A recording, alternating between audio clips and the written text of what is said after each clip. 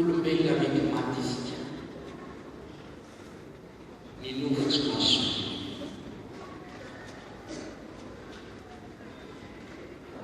raha ohatra ninofo teny matematisana azy karakara mifaritra io zavatra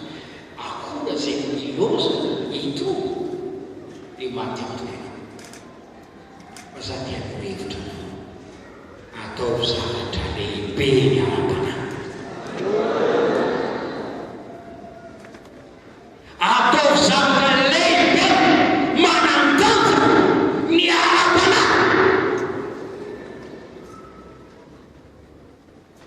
fa raha miareto ne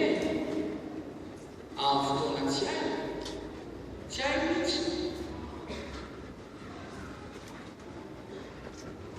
tsy fafanetsika eo anaty arotsika mpivavaka dia mifakola tamo tomobila tato dia maty mijeritra eny mitohatra dia maty mitsongon'olonantsy dia maty mampiaporaty tsara izy rehefa midominy tomobila ny adalabe dia maty ovenao mbola eritreritra anjey aminafa mbola isangyota raha mbola misy koa ny atao any mampitonga teny ianao miomana ho amin'ny mandrakizay zay ho avy ny fotoana tsy fantatra na ino any monatsio izao tena atao toa ampiomana ny oloko ampiomana ionanko any amin'ny fiainana mandrakizay amin'ny fomba hoana tsy manala ninina fiverenan'izay satria tsy fantatro fa fatesana tsy fantatro tiako ianao mety iaino zany tena zany aza tokilana ny zazany famonjena misaorany tompo rehefa voavonjy terizo ny fivampo terizo ny famasinan-piaina terizo ny fanatenana teo afiaina mandrakizay ohatra itoetra ho arapana atany ianao tsy zavatra kely no anarena mandrakizay inona ny soazo na mazo tozo izy kanefa vily iaina teraina ny tompo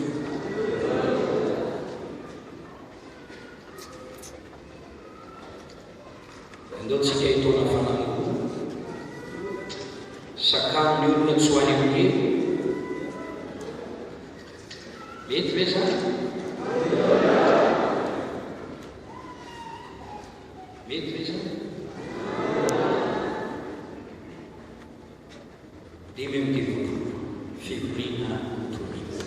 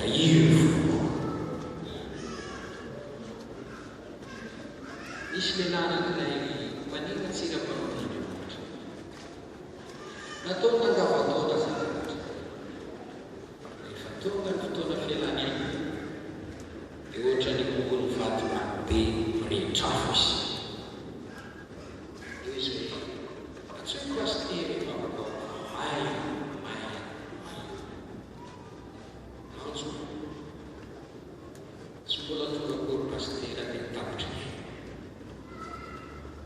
ary tsy eritreretina hoe noho izany dia mananatranao noho ny fisian'ny fiainana manak'izay sy noho ny fisian'ny fitsaraman'Andriamanitra aza fitana ny tenanao